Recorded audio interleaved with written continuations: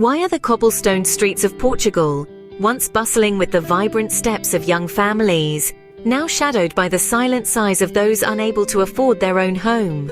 In the heart of this picturesque nation, a social emergency unfolds, casting a long shadow over its future. As we peel back the layers of Portugal's housing market, an alarming trend emerges.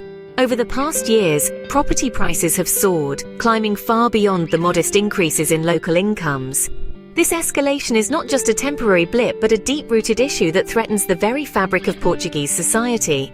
The allure of Portugal as an idyllic destination has not only captured the hearts of tourists, but also the wallets of foreign investors.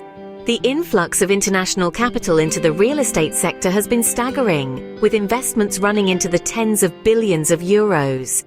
While these investments have lined government coffers with substantial tax revenues, they have also inadvertently pushed housing prices to levels unattainable for the average citizen. In response, the government has rolled out several measures aimed at mitigating the impact of rising housing costs. Initiatives like affordable rental programs and rent subsidies were introduced with great fanfare. However, despite their good intentions, these measures have only nibbled at the edges of the core issue, without addressing the structural imbalance between housing demand and supply. The reliance on funds from the Recovery and Resilience Plan to build housing has been a double-edged sword. Although it promises to inject much-needed capital into the housing sector, the pace of execution is sluggish, and transparency is often lacking. There's a growing realization that this approach might not be sufficient to tackle the structural housing deficit that Portugal faces. A stark consequence of unaffordable housing is the potential brain drain and demographic shift it can cause. Without affordable options, young people are discouraged from settling in Portugal, which in turn accelerates the aging of the population and widens the structural gap in the country's economic and social fabric. Addressing this crisis requires more than piecemeal solutions. It demands a comprehensive housing pact involving all political forces.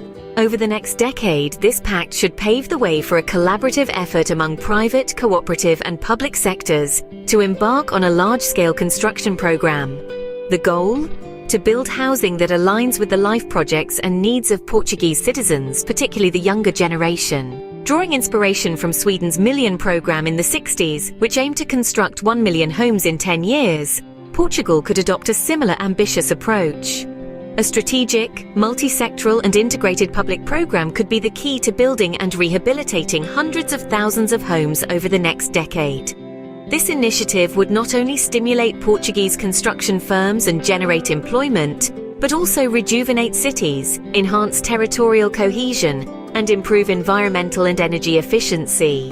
Such transformative measures could include standardizing construction designs and solutions, simplifying urban licensing processes, supporting local construction firms, and coordinating with universities and regulatory bodies to responsibly utilize construction land. Financial mechanisms like credit protection with banks, reducing VAT and other construction-related costs, and exempting first home purchases from property transfer tax could also play pivotal roles.